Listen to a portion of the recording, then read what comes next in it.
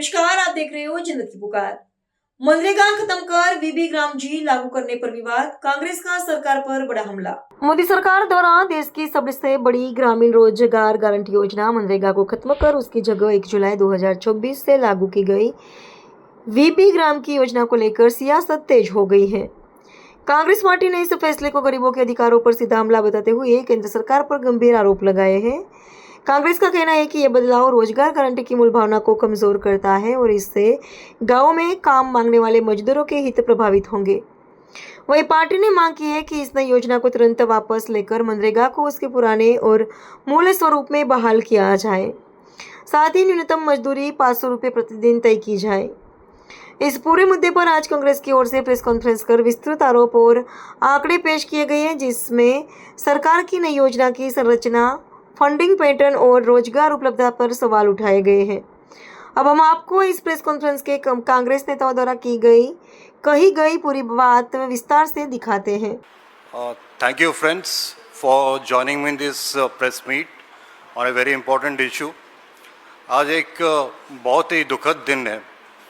मनरेगा जैसे एक इतना अच्छा स्कीम जो कई लोगों को गरीबी से ऊपर लेके आया था, जो डिस्ट्रेस लोगों की मदद करते थे, आज ये सरकार मनरेगा स्कीम को रिपील कर दिए हैं। वो बोलते हैं कि मनरेगा स्ट्रेंथन करने के लिए वीवी ग्राम जी लेके आए हैं, बट मैं आपको ये बताना चाहता हूँ कि ये बिल्कुल स्ट्रेंथन करने की बात ही नहीं है। सीधी तरीके से जो प्रधानमंत्री मोदी जी ने पार्लियामेंट में कहा था कि मनरेगा इस स्कीम है जो गड्ढा खोदने के लिए कांग्रेस ने बनाया है, मैं इसे ख़त्म नहीं करूँगा ताकि कांग्रेस को एहसास होगा कि वो कितना ख़राब स्कीम बनाया है। और आज के डेट में वही मनरेगा स्कीम ये सरकार ने आज रिपील करके देश के कई सारे लोगों को, गरीबों को एक बहुत ही बड़ा झटका पहुंचाया है। MNREGA scheme was like a shock observer for rural distress. MNREGA scheme was a demand driven, rights based employment guarantee scheme. कोई भी गरीब लोग, महिलाएं खासकर एसटी, एससी, ओबीसी के गांव में होते हैं, उनको रोज़गार चाहिए होता था, वो जाके अपना रजिस्टर करते थे रोज़गार के लिए, एंड ये सरकार को उनको रोज़गार देना पड़ता था। अगर नहीं देते तो एक अनएम्प्लॉयमेंट अलाउंस का भी प्रोविज़न था, and this was a 100% central driven scheme for labour. 100% centre used to provide. So इस हिसाब से it has become like MNREGA was, बहुत सारे एक्टिविस्ट से बात किए, सिविल सोसाइटी ऑर्गेनाइजेशन से बात की, and then it came into existence and it did a very very good job. अब डिमांड ड्रिवन के बेसिस पे ये मनरेगा स्कीम था। If you look at VB gram G is completely supply driven. It shifts rural employment from demand-driven model to supply-based model. Supply-based model क्या होता है? पहले तो केंद्र सरकार फंड एलोकेट करती है एडवांस में, जो नॉर्मेटिव एलोकेशन वो लोग बोल रहे हैं कि फंड एलोकेशन करती है, लेबर बजट अप्रूव करती है, नॉर्मेटिव सीलिंग, एक सेंट्रली डिटरमाइंड नॉर्मेटिव सीलिंग करती है, एंड उसके बाद भी स्टेट गवर्नमेंट को मैच करना पड़ेगा फंड्स को, उसके एडमिनिस्ट्रेटिव कैपेसिटी को, ताकि ये काम हो पाए। मनरेगा क्या था? How much work has been demanded by rural household, उसके बेसिस पे कितने लोग रोजगार मांगे, उसके बेसिस पे पैसा जाता था। अब क्या हुआ VB gram G? How much work can the government supply within the allocated physical envelope. एक फंड है नॉर्मलिटी सीलिंग का, एक टोटल जो एलोकेटेड फंड है, लेबर बजट है, इतने फंड में आप इतने ही काम कर सकते हो। दूसरा मेन इशू जो है ये है कॉस्ट शेयरिंग का। हम पहले भी आपको अवगत किए हैं, मनरेगा के अंतर्गत it used to be 100% labour, central government used to give completely, and जो मटेरियल कॉस्ट है उसमें 60-40 रेशियो में होता था, तो it used to come to 90-10 के आसपास सेंट्रल गवर्नमेंट स्पॉन्सर्ड था। अभी ये वीवी ग्राम जी क्या करता है कि आप 60-40 कर दिए लेबर एंड मटेरियल का, एंड इतना ही नहीं, आप देखोगे कि अगर वीबी ग्राम जी में 60% फॉर एग्जांपल 100 रुपीज़ एलोकेट किए, 40 rupees state government, 60 rupees central government दिए, 40 रुपीज़ स्टेट गवर्नमेंट दिए। इसके बाद अगर किसी को ये लोग रोजगार देना चाहते हैं तो the 100% will be born by the state government. तो इफेक्टिवली व्हाट हैपेंस, सेंटर का share is 60% stay, but state का 40% है, वो बढ़ के 80% तक हो सकते हैं। हम बताते हैं आपको ये कैसे होगा।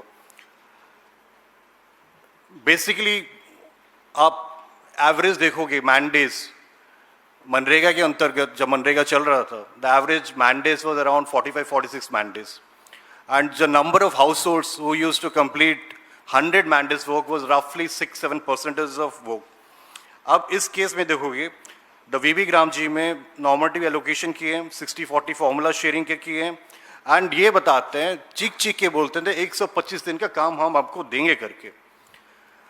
कुछ स्टेट्स का एग्जांपल मैं देता हूँ, हरियाणा फॉर एग्जांपल, हम अगर देखेंगे उसका एम्प्लॉयमेंट पर एक्टिव जॉब कार्ड, हरियाणा में कितने जॉब कार्ड्स हैं, कितना आपका मैंडेज का काम हुआ है। हरियाणा के देखोगे तो average mandays versus active job cards is only 13.78 days. Maharashtra का देखोगे is about 14.40 days, Madhya Pradesh is about 25.66 days, Karnataka is about 26.44 days, Uttar Pradesh is about 27.50 days, Bihar 30.94 days, Andhra Pradesh 42.35 days. अब इसका क्या मतलब है, टोटल जितने रजिस्टर्ड वर्कर्स हैं जो काम मांग रहे हैं एंड कितना मैंडेज का काम हुआ है, ये बताता है कि आंध्र प्रदेश में खाली 42.35 डेज का काम होता है जितना रजिस्टर्ड, ये रेशियो के अनुसार। अब हरियाणा का इंटरिम एलोकेशन कितना था, 984 करोड़, जिसमें कि 40% राज्य को देना होगा, वो होता है 393 करोड़, एंड बाकी जो रिमाइनिंग एम्प्लॉयमेंट रिक्वायर्ड है फॉर 125 डेज। अब देखोगे हरियाणा के इस बजट में 984 करोड़ एंड 393 करोड़ अगर हरियाणा कंट्रीब्यूट करती है तो उसका काम खाली हो रहा है 13.78 मैंडेज का होता है। इसको बढ़ा के अगर 125 मैंडेज करोगे तो हरियाणा कम से कम 5,786 करोड़ और एडिशनल कॉस्ट बेयर करना पड़ेगा, तब जाके जितने लोग जॉब कार्ड होल्डर हैं उसको 125 डेज का काम मिल जाएगा करके। महाराष्ट्र के भी ये वो सेम है, additional 31,013 crore beyond the propose allocation. अभी जो 60-40 रेशियो में एडिशनली अगर वो 31,000 करोड़ खर्चा करेंगे तो 125 दिन का जितने जॉब कार्ड रजिस्टर्ड है उनको जॉब मिलेगा। तो जो भाजपा चीख चीख के बोल रही है कि हम 100 से 125 बढ़ा दिए, बोल रही है कि 96,000 करोड़ 1.5 लाख करोड़ का बजट कर रही है, 125 मैंडेज का क्या प्रोविजन है उनका, ये बिल्कुल जुमलेबाजी है। फंडिंग गैप्स हम आपको बताते हैं, तमिलनाडु में 27,212 करोड़ है अगर 125 दिन करेंगे, राजस्थान में 22,550 करोड़ है, मध्य प्रदेश में 20,037 करोड़ है, कर्नाटक में 17,481 करोड़ है, बिहार में 15,940 करोड़ है, आंध्र प्रदेश में वैसे देखोगे तो जितना गैप है viability gap that is about 9,901 crore. Uttar Pradesh they received around 9,721 crore rupees MNREGA framework के अंदर, एंड स्टेट जनरेट किया 36.64% टोटल, ये लास्ट ईयर का बजट है, 33.64%, एवरेज ऑफ ओनली 50% एम्प्लॉयमेंट पर हाउस होल्ड।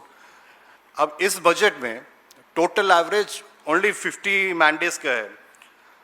अब वीबी ग्राम जी में अगर उत्तर प्रदेश को वही 50 मैंडेज से बढ़ा के आप अगर 125 दिन का आप रोजगार देना चाहोगे तो उत्तर प्रदेश को चाहिए 24,510 करोड़। एंड ये नॉर्मेटिव फंडिंग जो होता है, सेंट्रल गवर्नमेंट बोला है कि हर स्टेट में we will distribute the fund in normative funding allocation. And what is this, they have referred to 16th finance commission का हॉरिजॉन्टल डिवोल्यूशन जो फॉर्मूला है, उसके बेस में बोले हैं कि जो राज्य में पॉपुलेशन देखते हैं, ये डेमोग्राफिक परफॉर्मेंस देखते हैं, एरिया देखते हैं, फॉरेस्ट एंड इकोलॉजी देखते हैं, पर कैपिटा जीएसडीपी डिस्टेंस देखते हैं, and contribution to GDP, these are the horizontal devolution by the finance commission, जिसको आप वीबी ग्राम जी में बोल रहे हो कि आप जो नॉर्मेटिव फंडिंग करोगे इस फॉर्मूला के बेस पे करोगे। ये कैसे न्याय है? जो राज्य सबसे ज़्यादा डिस्ट्रेस होता है, सबसे ज़्यादा अनएम्प्लॉयमेंट होता है, उसका कंट्रीब्यूशन टू जीडीपी भी कम होगा। बिहार ले लो, उड़ीसा ले लो, मध्य प्रदेश ले लो, तो ये सब ठीक है अगर रेवेन्यू शेयर करते हो, बट एक्सपेंडिचर अंडर राइटिंग करने के लिए फॉर्मूला यूज करोगे, दिस इज कतई ठीक नहीं है।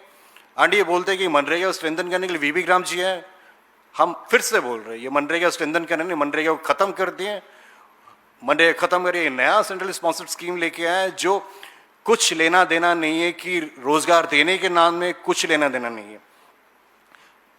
एंड बेसिकली मनरेगा में जो था पहले एक सीजनल अनएम्प्लॉयमेंट का था, कहीं पे ड्राउट हो गया, बाढ़ आ गया, फैमिन हो गया, एग्रीगेरियन डिस्ट्रेस था, रूरल इंडेप्टनेस था, migration patterns, local waste depression, जहाँ पे लोकल वेस्ट डिप्रेशन होता था, नेचुरल डिजास्टर, उड़ीसा जैसे राज्य में आपका साइक्लोन बाढ़ बार बार आता रहता है, वहाँ मनरेगा की जरूरत है।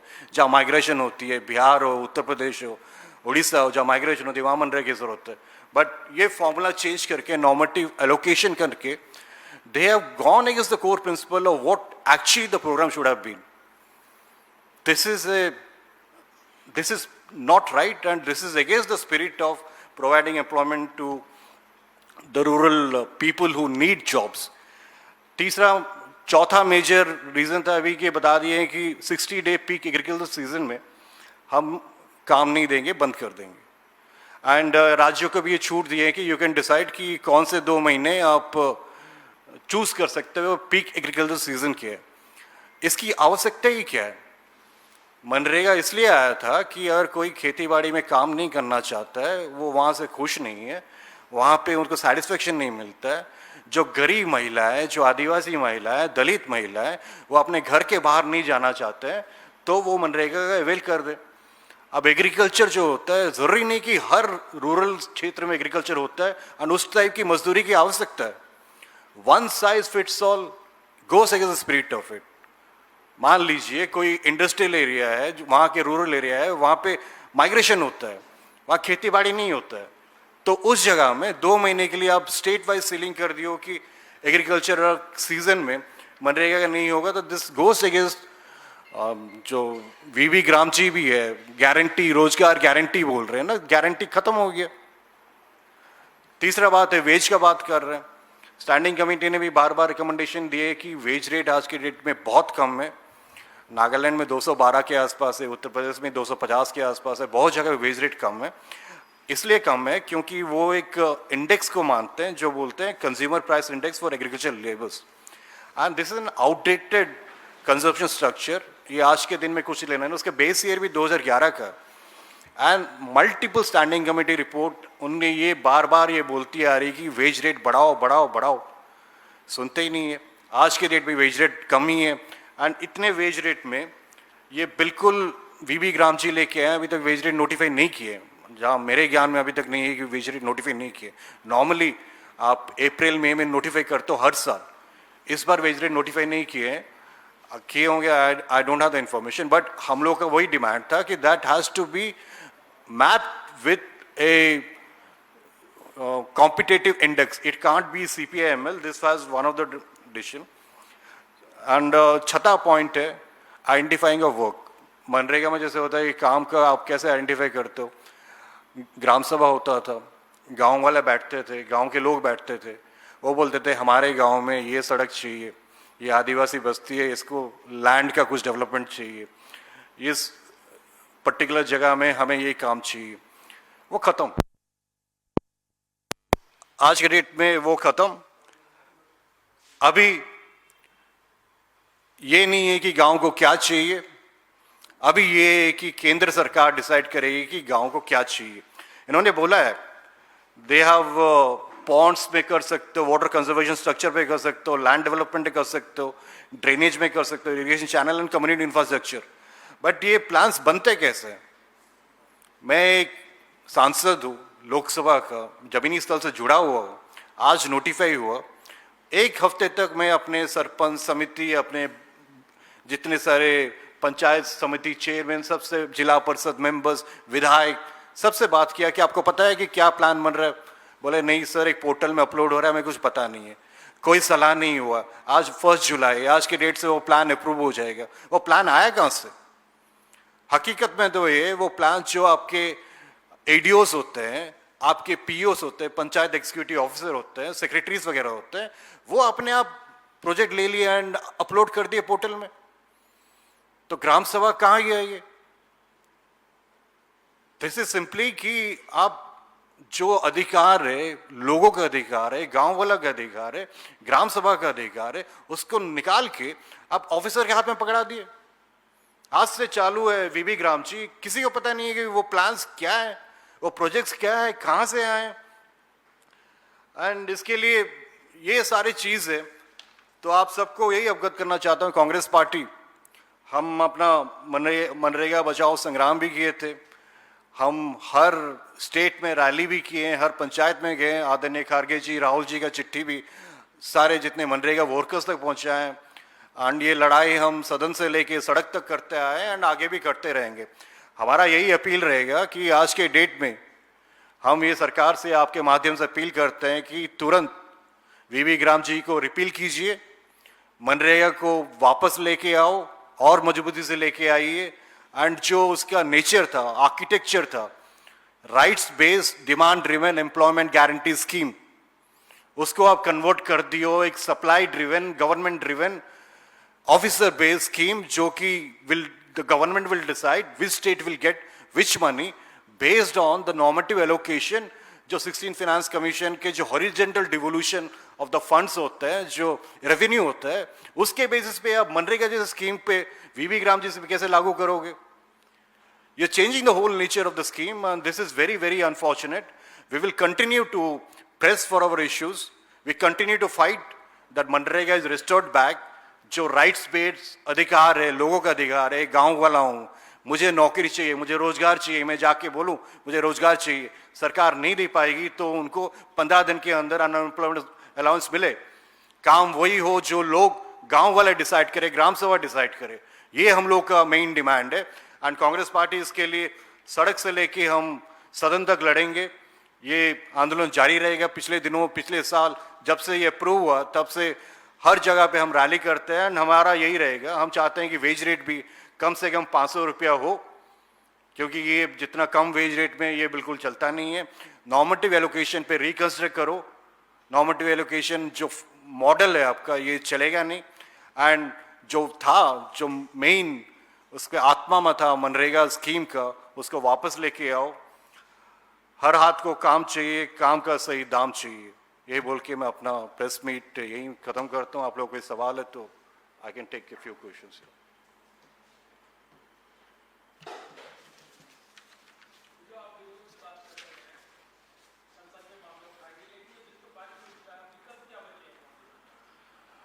विकल्प वही है कि हम इसको प्रोटेस्ट करेंगे। Will appeal to the government to repeal the bill. And आप जानते हो कि जो फार्मर्स बिल था, सरकार was pressurized to repeal the bill after 8 months, and this will amplify in the ground। ये खाली कांग्रेस पार्टी का नहीं है, ये लोगों का प्रॉब्लम है। जो चुने हुए प्रतिनिधि है, सरपंच है, समिति है, आपके जिला परिषद है, जो स्थानीय विधायक है, वार्ड मेंबर्स है, आपके गांव के जो ग्राम सभा के लोग हैं, सब पीड़ित हैं इससे। दे वर यूज्ड टू मनरेगा, जो उन्हें एक इट वाज, जैसे मैंने बताया कि it was like shock absorber for rural distress. And हम ये फिर से सदन में हम लड़ेंगे, अपील करेंगे इसको रिपील किया जाए करके। एंड हम लोग सड़क से लेके, गांव से लेके हर पंच तक जाके इसी का हम प्रतिवाद करेंगे।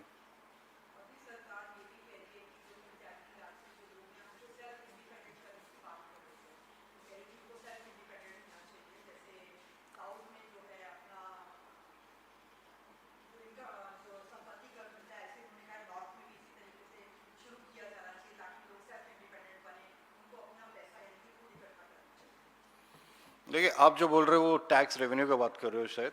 सेल्फ इंडिपेंडेंट बनने का मतलब ये नहीं है कि जो पहले मुझे नौकरी चाहिए, मैं जाके लिखता था कि मुझे नौकरी चाहिए तो मुझे नौकरी मिलता था, रोजगार मिलता था। एक गांव में ये डिसाइड होता था कि हमें इस गांव में क्या क्या काम करना चाहिए एंड उसका दाम मिलता था। आज के डेट में क्या हो रहा है, सरकार डिसाइड करेगी कि हाँ ठीक है, आपको नौकरी चाहिए, बट हम आप में से खाली 4 लोगों को नौकरी देंगे, हम इस राज्य के वासियों को नौकरी नहीं देंगे। सरकार ये डिसाइड करे तो इंडिपेंडेंट कौन हुआ है? अभी सब मजबूर हो गए हैं। अब जो पंचायत राज सिस्टम है वहाँ पे भी जो ताकत था वो भी नहीं है। तो इंडिपेंडेंट ये नहीं है, अब ये पूरा सेंट्रलाइज हो गया, उल्टा हो गया। This has become centralise where central government is controlling how this fund will be spent, who will get the job, who is deserved to get the job. Normative allocation में GDP, GSDP सब ऐसे formula लगाया जो आपके surplus tax revenue split करने के लिए जो लगता है वो मनरेगा पे लगा दिए। तो I think this is not fair and this should be reconsidered again.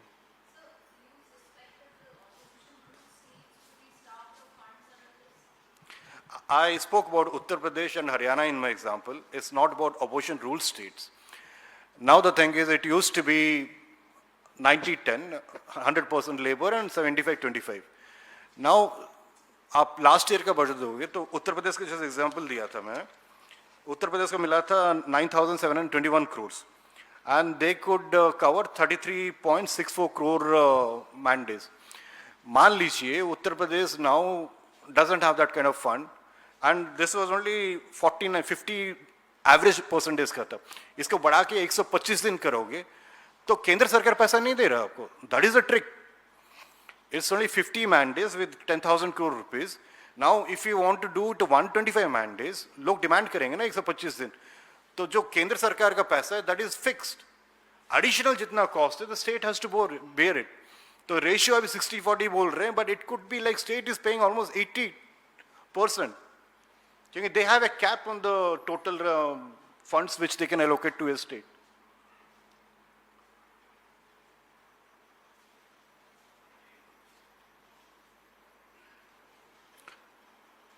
आप सभी का बहुत बहुत धन्यवाद। Thank you so much. अगर आपने हमारा अभी तक चैनल सब्सक्राइब नहीं किया है तो कृपया चैनल सब्सक्राइब कर लें, लाइक करें, शेयर करें, कमेंट करें। तो मिलते हैं फिर किसी और खबरों के साथ। नमस्कार।